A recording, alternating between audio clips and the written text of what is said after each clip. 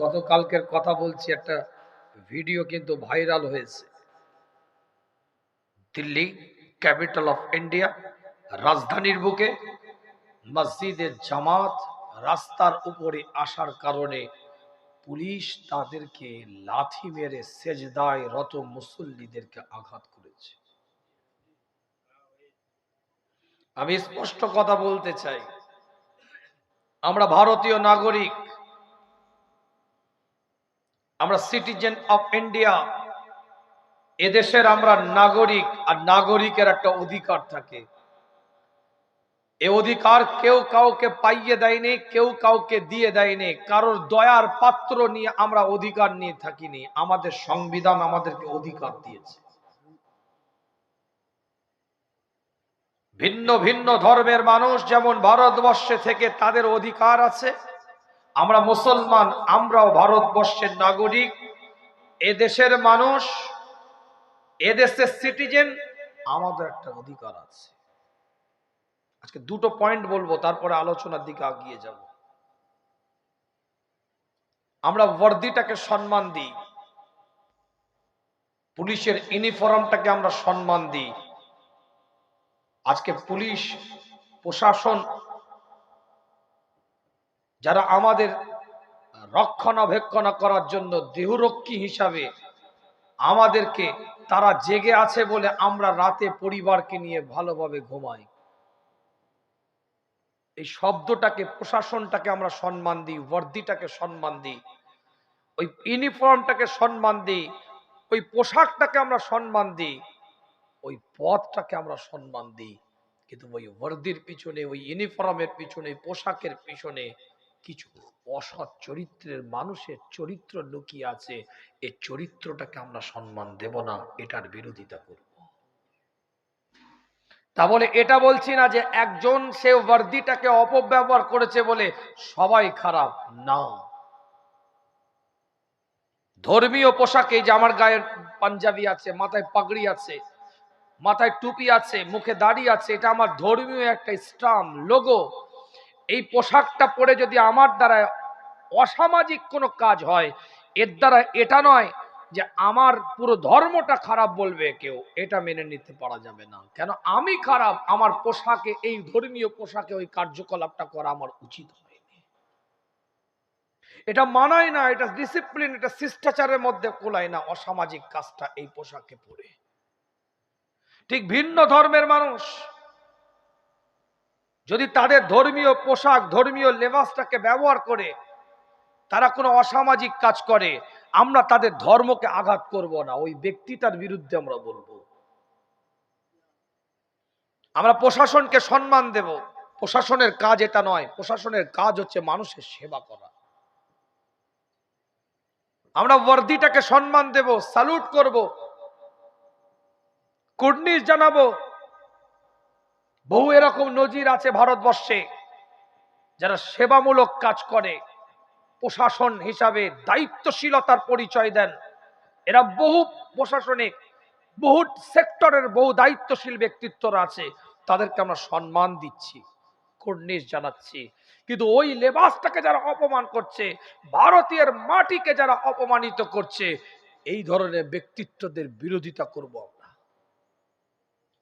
অবশ্যই মনে রাখবেন, ওই ওর্দিটা পড়ে যে কর্মকাণ্ডটা করছে, তার বিরোধিতা করতে গিয়ে বলতে বাধ্য হচ্ছি, তার অ্যাকাউন্টে, আমি ওই ব্যক্তিটাকে বলছি, তার অ্যাকাউন্টে যে টাকাটা যায় পার মান্থ, তার বাচ্চার গালে খাবারটা তুলে দেয়, তার পরিবারকে খেতে দেয়, ওই টাকাটা কারোর বাবার ঘর থেকে যায় না, আমাদের মতন সাধারণ নাগরিকের ট্যাক্সের টাকা তাদের কাছে পৌঁছায়। পিডব্লিউডি জায়গা দেখতে পাচ্ছেন, রাস্তাটা এটা পঞ্চায়েতের হতে পারে, ঢালাই আপনার অ্যাকোয়ার। যত হাইওয়ে বলেন, পিডব্লিউডি ডাকা বলেন, এই যে রাধা ফোন করেছিল, হুজুর কোথায়, বলে রাধামণি টোল ট্যাক্সে। এই যে টোল ট্যাক্সে দাঁড়িয়ে আছে, ডান্ডা এভাবে পড়ে আছে, ডান্ডা উঠে গেল, হুজুর এসলো আপনার এখানে, ওখানে আমার মুখ দেখে ছেড়ে দেয়নি, আমার অ্যাকাউন্ট থেকে টাকাটা কেটেছে। আমি কারো বাবার জাগার রাস্তার উপরে হাঁটি না, আমি সরকারকে ট্যাক্স দিই ওই জায়গাটার জন্য। পিডব্লিউডি রাস্তাটার জন্য, তবে আমাকে হাঁটতে দেয়, তবে আমাকে চলতে দেয়। কারণ দয়াতে আমাকে কেউ আমার বাড়ির সামনে রাস্তাটা করে দেয় না, আমার ট্যাক্সের টাকায় চলে। আমার কথা ভুল হচ্ছে নাকি? অবশ্যই আইন বলে একটা জিনিস আছে, আমি মানি। যদি আপনার আইনে মনে হয় যে এখানে মানুষ দাঁড়ালে এই জায়গাটা রেস্ট্রিক্টেড এরিয়া, কনজেস্টেড এরিয়া, এই জায়গাটায় মানুষ দাঁড়ালে যানজট হতে পারে, আরো 20 জন 50 জন 500 মানুষের অসুবিধা হতে পারে, আপনি আগে থেকে সেটাকে সুন্দর করে ব্যারিকেড দিয়ে সেটাকে পৃথক করে মানুষকে আপনি সেখানে আগে থেকে দাঁড়াতে দিবেন না। অবশ্যই তখন ওটাকে মান্যতা দিতে হবে, আপনি জবরদস্তি করতে পারেন না। ওই আইনটাকে প্রশাসনের আপনাকে মান্যতা দিতে হবে তখন। কিন্তু একটা মানুষ যখন দাঁড়িয়ে গেছে, আগে থেকে কোনো রেস্ট্রিক্টেড ছিল না আপনাদের, কথা কিছু বুঝতে পারছে, নিয়মতান্ত্রিক কোন পদ্ধতি ডিসিপ্লিন আপনারা মেনটেন করেননি। একটা মানুষ যখন দাঁড়িয়ে গেছে, ঠিক আছে, তারপরেও মেনে নিচ্ছে আপনি বলতে পারেন, কিন্তু বলার একটা পদ্ধতি আছে, সিস্টেম আছে, ডিসিপ্লিন আছে, একটা ভদ্রতা আছে, একটা নম্রতা আছে। আপনাকে দেশের মানুষ সম্মান দেয়, আপনার ওয়ার্দিটাকে দেশের মানুষ সম্মান দেয়। আপনি লাথি মেরে তাকে বিরোধিতা করতে পারেন না, তাকে শেষদারত অবস্থায় লাথি মেরে ফেলে দিতে পারেন না। আপনি তাকে ভদ্রতার সাথে, নম্রতার সাথে, ডিসিপ্লিনের সাথে আপনি তাকে বুঝিয়ে বলতে পারতেন। কথা ভুল হলে সামনে বলবি না, আমি বলিনি। বড় বড় স্কলারদের বক্তব্যগুলো শুনে নেবে ইউটিউবে, ফেসবুকে। হুজুর এখানে চেঁচিয়ে কি হবে? প্রশ্ন অনেকে জেগে যাচ্ছে যে রাত্রেবেলা হুজুর খাওয়া খায় কোথায়, দিল্লিতে রাজধানীতে কে কাকে লাথি মেরেছে শেষদায় ছিল, হুজুর এখানে চেঁচাচ্ছে অনেক গরম করছে। না, এটা ঈমান, কাউকে গরম করতে আমি এখানে আসি। প্রতিবাদ করাটা আমার ঈমান। ওয়ারকাউ মা'আর রাকিইনরা ছিল, ওখানে ইবাদিল্লাহিস সালিহিনরা ছিল, ওই জায়গায় ওই স্থানে রুকুকারীরা ছিল, সিজদাকারীরা ছিল, তাসবিহকারীরা ছিল। আমার ঈমানের জায়গায় আঘাত এনেছে, আমার প্রতিবাদ করাটা আমার ঈমানি দায়িত্ব। নামাজ আমার ঈমান, মুস্তাফা আমার ঈমান, রোজা আমার ঈমান, যাকাত আমার ঈমান, হজ আমার ঈমান, মানুষের সেবা করা আমার ঈমান, মানবতা আমার ঈমান, ভ্রাতৃত্ব আমার ঈমান, সম্প্রীতি আমার ঈমান। ওই জায়গায় যখন আঘাত আসবে, আমার প্রতিবাদ করাটা ঈমানি দায়িত্ব। মুসলমান কারো চালে চাল দিয়ে বাস করে না। রাগ করলেন? কথাটা বুঝতে পারলেন কিছু? আবারও কথা বুঝিন, প্রতিবাদ করার ধারণ থাকতে পারে, লাথি মারাটা তোমাকে মানায় না। তুমি আমাদের জন্য সম্মানীয় ব্যক্তিত্ব, তুমি আমার দেশের ওয়ার্দিটাকে গায়ে দিয়ে আমার দেশের বদনাম করবে না। তুমি তো আমার দেশের দেশ বিরোধী কাজ করেছো। দেশের নাগরিককে তুমি একজন দেশের আপনার প্রশাসন লেভেলের দায়িত্বশীল ব্যক্তিত্ব হয়ে তুই লাথি মারলে কি করে? আমি চোর, আমি ডাকাত, আমি ডাকাতি করার কারণে আমার একটা অপরাধ, এই অপরাধের একটা রুলস আছে, নিয়ম আছে, ধারা আছে, সেই ধারা অনুযায়ী তুমি আমাকে শাস্তি দিতে পারো, তুমি আমার উপর আক্রোশ মেটাতে পারো না। এই কথা বলে না কেন? আমি মার্ডার কেসের আসামি,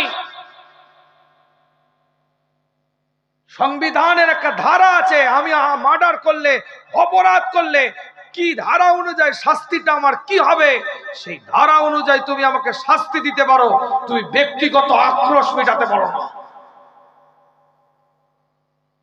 কথা আমি ভুল বলছি না ঠিক বলছি?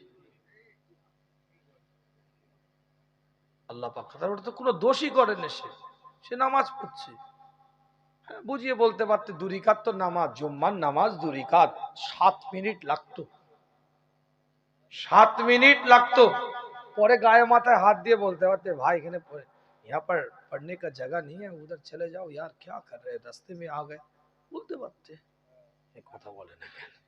কথা ভুল বলছি না ঠিক? कहाँ चले आए तुम लोग? हाँ, ये तो कंजेस्टेड एरिया है, यहाँ आने का नहीं था, চলে যাও, কাহা চলে আয়ে, क्या कर रहे हैं, चलो चलो यार यार चलो। কি কথা ঠিক না? আল্লাহ আমাদের সকলকে সেই বুঝদান করেন, সকলে বলেন আমিন। এসব মোকাবেলা করার জন্য ইউনিটির দরকার, একতার দরকার। ছেলে খেলা করার সময় নেই, পাগলামি করার জায়গা নেই। আর গ্রাম পাড়া মহল্লায় এলাকায় থানায় জেলায় খালি বিভাজন তৈরি করার সময় আর নেই। প্ল্যাটফর্ম তৈরি করেন, ইউনিটি তৈরি করেন, একতা তৈরি করেন। আগে ঘর থেকে প্ল্যাটফর্ম তৈরি করেন, তো গ্রামটাকে এক করেন, তো পরে অন্য জায়গায় যাবেন। তোমার গ্রাম এক করো, যে যা মাসলাকে নিয়ে চলছে চলকে যাও, মৌলিক জায়গায় একটা প্ল্যাটফর্ম তৈরি করেন দেখি গ্রামে। আপনার গ্রামে 20টা মত, কথা ঠিক না? কেন থাকবে? 16 আনা এক করেন, এক জবানে এক কথায় যেন 16 আনার মানুষ একটা প্ল্যাটফর্মে দাঁড়াতে পারে। কথা ঠিক বলছি না? তবে তো সমাজ তৈরি হবে। হ্যাঁ, মতদর্শ উনি ওই হুজুরের মুরিদ, উনি ওই পীর সাহেব, উনি ওই দলের, উনি এই মতের, উনি সে ভিন্ন জায়গা থেকে যে যার মতন থাকুক, কিন্তু মৌলিক একটা জায়গায় আপনার গ্রামকে একটা প্ল্যাটফর্ম তৈরি করতে হবে, থানাকে একটা প্ল্যাটফর্ম তৈরি করতে হবে, জেলাকে একটা প্ল্যাটফর্ম তৈরি করতে হবে, রাজ্যের বুকে একটা প্ল্যাটফর্ম তৈরি করতে হবে, দেশের বুকে একটা প্ল্যাটফর্ম তৈরি করতে হবে। এক জায়গায় টানলে পুরো যেন বেরিয়ে আসে, তবেই একটা প্ল্যাটফর্ম তৈরি করতে পারবে। কথা ঠিক বলছিলাম? দল মত তো থাকবে, হাজারটা থাকবে, থাকুক, মৌলিক জায়গায় একটা প্ল্যাটফর্ম তৈরি করে। আমি দলমত হয়ে গেছে, যেটা হয়ে গেছে হয়ে গেছে। উনি এক পদ্ধতিতে করে, তিনি এক পদ্ধতিতে করে, ইনি একটা সিস্টেমে করে, উনি আর একটা সিস্টেমে করে, করে যা। ফতোয়াবাজি করে জুজি মাসলা নিয়ে এখন ইখতিলাফ দলাদলি করে লাভ নেই। তুই করতে পারলে করে যা, তোকে এটা ভালো লাগছে করে যা। মৌলিক জায়গায় একটা প্ল্যাটফর্ম তৈরি করেন। আমরা সিলসিলা ফুরফাশে মানুষ আমাদেরকে থাকতে দিন, প্রতিবাদ করুন, আমাদের মতন আমাদের আমল করতে দিন, ধান্দাবাজি করেন না। কথা আমি ভুল বলছি না ঠিক বলছি? আদিনা মসজিদ নিয়ে ঘটে গেল। আদিনা মসজিদ কালিয়াচক থানা, মালদা ডিস্ট্রিক্টে 650 বছরের মসজিদে কি করলো? জোর করে ওখানে আইন ভেঙেছে। ওখানে কোনো ধর্মীয় কিছু করা যাবে না, এটা আইন ওখানকার, কিন্তু ওখানে গিয়ে ধর্মীয় কাজ করছে। এরা তো ধর্ম পালন করতে যায় না, এরা নিজেদের ভাইরাল করার জন্য ভাইরাস ছড়াতে গেছে সমাজে, পপুলারিটি হওয়ার জন্য, সমাজের বুকে প্রতিষ্ঠিত হওয়ার জন্য। আল্লাহ আমাদের সকলকে সহি বুঝদান করেন, সকলে বলেন আমিন। আলোচনা বিস্তারিত করে কষ্ট দেব না, কিছু কথা না বললে নয় সমাজের বুকে, তাই বলার চেষ্টা করলাম। আল্লাহ আমাদের সকলকে সহি বুঝদান করেন, সকলে বলেন আমিন। আল্লাহ আমাদের সকলকে নিয়ামতের দ্বারা